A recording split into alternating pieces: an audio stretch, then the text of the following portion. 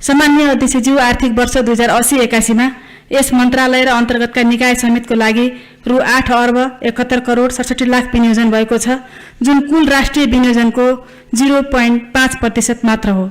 यसका साथै मन्त्रालयको कार्यक्षेत्रसँग सम्बन्धित विषयमा नेपाल दूरसञ्चार प्राधिकरण, नेपाल दूरसञ्चार company limited, Nepal television radio प्रसार सेवा विकास समिति, गोरखापत्र संस्थान, राष्ट्रिय समाचार समिति एवं चलचित्र विकास बोर्डले नेपाल सरकार र आफ्नै स्रोत समेत परिचालन गरी मन्त्रालयको सोच, लक्ष्य, उद्देश्य प्राप्तिमा क्रियाशील रहँदै आएका छन्। सुशासन र विद्युतीय शासन प्रवर्धन एवं सदाचारको परिपालनामा मन्त्रालय प्रतिबद्ध छ। सामान्य अध्यक्षज्यू, अब म मान्य सदस्यज्यूहरूले मन्त्रालयसँग सम्बन्धित बजेट तथा कार्यक्रम उप छलफलका क्रममा राख्नुभएका जिज्ञासा एवं उठाउनुभएका सन्दर्भहरूलाई प्रश्न उत्तरको रूपमा भन्दा पनि विषय र क्षेत्रगत रूपमा सम्बोधन गर्न चाहन्छु। आम सञ्चारको क्षेत्रमा देशभर हाल 244 वटा टेलिभिजन, 42 वटा टेलिभिजन, 928 वटा एफएम रेडियो सञ्चालनमा रहेका छन्। हालसम्म 7979 पत्र पत्रिका र 3990 अनलाइन पत्र पत्रिका दर्ता भई सञ्चालनमा रहेका छन्। सबै नीति र कानुन तर्जुमा गर्दा प्रेस स्वतन्त्रताको सुनिश्चितता कायम गरिनेछ।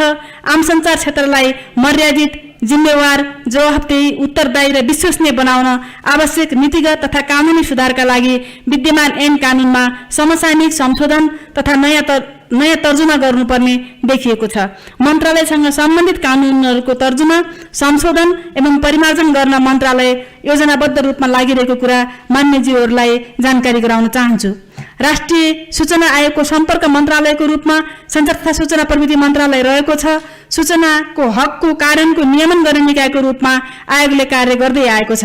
सार्वजनिक सूचनामा आम नागरिकको पहुँचको सुनिश्चितताको लागि मन्त्रालय प्रतिबद्ध छ। सूचना प्रविधिको बढ्दो प्रयोगसँगै साइबर सुरक्षाको जोखिम न्यूनीकरण गर्नु चुनौतीको रूपमा रहेको छ। डिजिटल साक्षरता प्रवर्धन गर्ने र सामाजिक सञ्जाललाई कानुनी दायरामा ल्याई मर्यादित र व्यवस्थित गर्न मन्त्रालय लागि परेको छ र मान्य सदस्यज्यूहरूले पनि यो सामाजिक सञ्जालका विषयमा यहाँ गम्भीरतापूर्वक कुरा उठाउनु भएको छ र यसका लागि हामी आगामी आर्थिक वर्षमा कानुनको तर्जुमा गरी सामाजिक सञ्जाललाई मर्यादित गर्न ठोस कदम चालिने बेहोरा अवगत गराउन चाहन्छु। आम सञ्चार क्षेत्रलाई थप जिम्मेवार र विश्वसनीय बनाउन प्रेस काउन्सिल नेपाल मार्फत पत्रकार आचार संहिता कार्यान्वयनमा जोड दिएको छ। आफ्नो बारे मिडियामा प्रसारित सामग्री गलत हो भन्ने लागेमा सम्बन्धित व्यक्तिले प्रेस काउन्सिल नेपालमा उजुरी गर्ने व्यवस्था रहेको कुरा विदितै छ। समावेशी विकास, सामाजिक न्याय मार्फत लोक कल्याणकारी राज्यको स्थापना गर्ने संविधानको दिशानिर्देश हो। यसै बमोजिम आम सञ्चार माध्यममा समाजका सबै समुदायको सहज पहुँचको सुनिश्चितताको लागि गोरखापत्र संस्थान, रेडियो नेपाल, नेपाल टेलिभिजन, विज्ञापन बोर्ड, राष्ट्रिय समाचार समिति र चलचित्र विकास बोर्डलाई समावेशी सामग्री उत्पादन तथा प्रकाशन प्रसारणको लागि मन्त्रालयले अनुदान दिने गरेको छ। हाल गोरखापत्रबाट 38 भाषा, रेडियो नेपालबाट 21 भाषा र नेपाल टेलिभिजनबाट 9 भाषामा समाचार सामग्री प्रकाशन तथा प्रसारण हुँदै आएका छन्। आगामी आर्थिक वर्षमा थप भाषाहरूमा समेत समाचार सामग्री प्रकाशन र प्रसारण गरिनेछ। मन्त्रालय सम्बद्ध अन्य निकायबाट समेत समावेशी कार्यक्रमहरू तर्जुमा गरी कार्यान्वयनलाई प्राथमिकतामा राखिएको छ।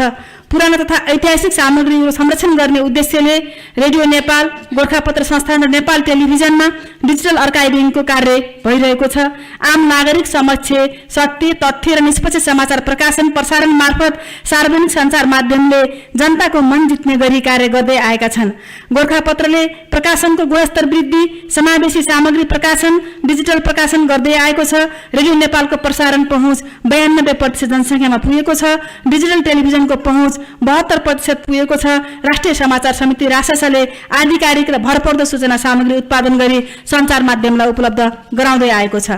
दूरसञ्चार क्षेत्रमा देशभर गुणस्तरीय दूरसञ्चार सेवा पुर्याउन आवश्यकता अनुसार BTS, e node B, mobile tower, fibre to the home, FTTH को विस्तार लगायतका पूर्वाधारहरू थप गर्ने कार्य प्रभावकारी रूपमा अगाडि बढाइएको छ। सेवा नपुगेका, सिग्नल कम देखिएका तथा माग भएका स्थानहरूमा सेवा विस्तार तथा गुणस्तर सुधार गर्न मन्त्रालय अग्रसर छ। साथै आगामी आर्थिक वर्षमा प्रत्येक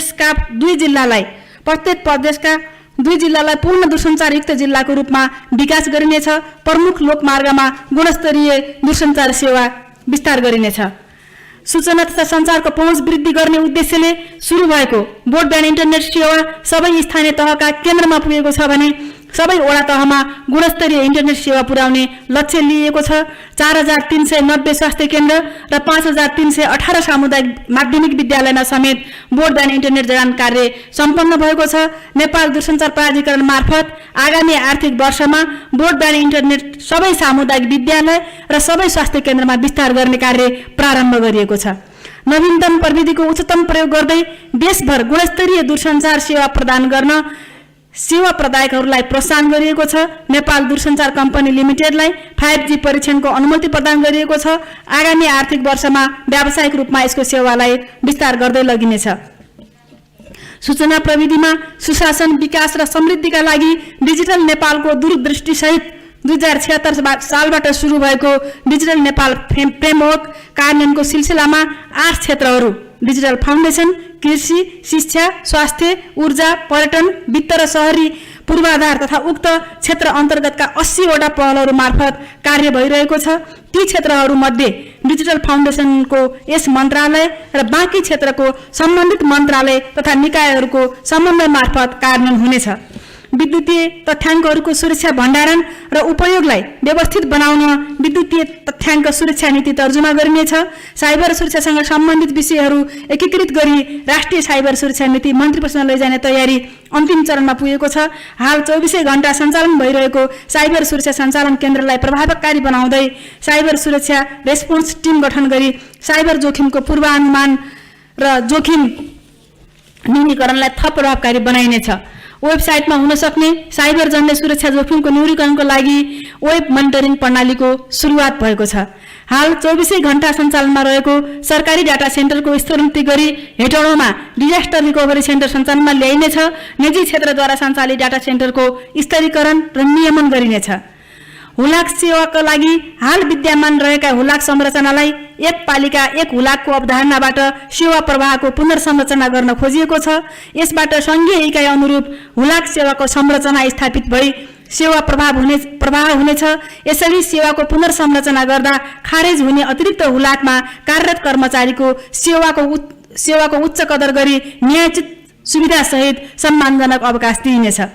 सानातिना रकम जम्मा गर्न चाहने व्यक्तिलाई बैंकिङ सुविधा प्रदान गर्न 2034 देखि स्थापना भएका हुलाक बचत बैंकको सेवामा बचत तथा ऋण सेवा प्रदान गर्ने बैंक तथा वित्तीय संस्थाहरूको विस्तारसँगै संकुचन आएको छ, जसको कारण हुलाक बचत बैंक न्यून प्रभावी बन्न पुगेकोले हुलाक बचत बैंकका खाता र बचत रकमलाई राष्ट्रिय वाणिज्य बैंकमा स्थानान्तरण गरी हुलाक बचत बैंक खारेज गर्ने प्रक्रियाको थालनी भइसकेको छ।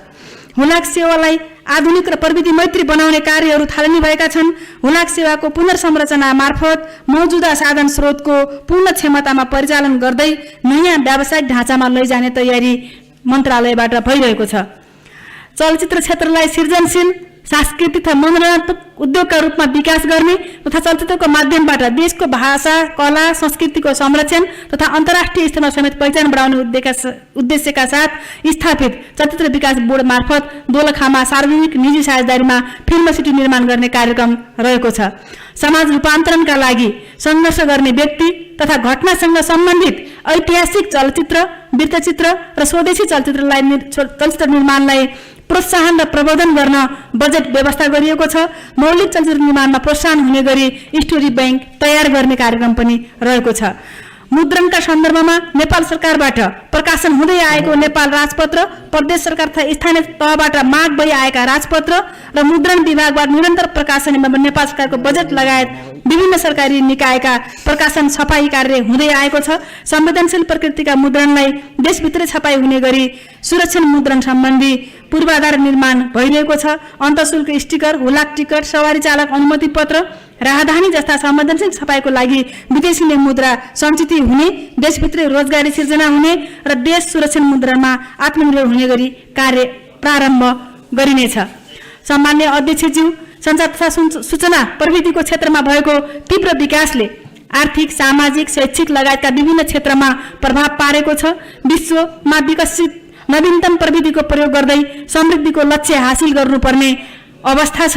आगामी आर्थिक वर्षमा मन्त्रालयले सञ्चालन गर्ने कार्यक्रमहरू गुणस्तरको सुनिश्चितता सहित समयमै सम्पन्न गरी लक्षित उपलब्धि हासिल गरी कार्यक्रम बनाउने प्रतिबद्धता व्यक्त गर्न चाहन्छु र यसका लागि विगतमा जस्तै मान्य सदस्यज्यूहरूको साथ र सहयोगको अपेक्षा पनि गरेको छु र फेरि पनि यहाँहरूले दिनुभएको रचनात्मक सल्लाह सुझावलाई मन्त्रालयले कार्य सम्पादनको सन्दर्भमा मार्गदर्शनको रूपमा लिने कुराको विश्वास दिलाउँछु र फेरि पनि प्रश्न उठाउनुहुने, जिज्ञासा व्यक्त गर्नुहुने र सुझाव दिनुहुने सम्पूर्ण मान्य सदस्यज्यूहरूलाई मन्त्रालयको तर्फबाट र मेरो आफ्नो तर्फबाट पनि हार्दिक धन्यवाद व्यक्त गर्न चाहन्छु। धन्यवाद।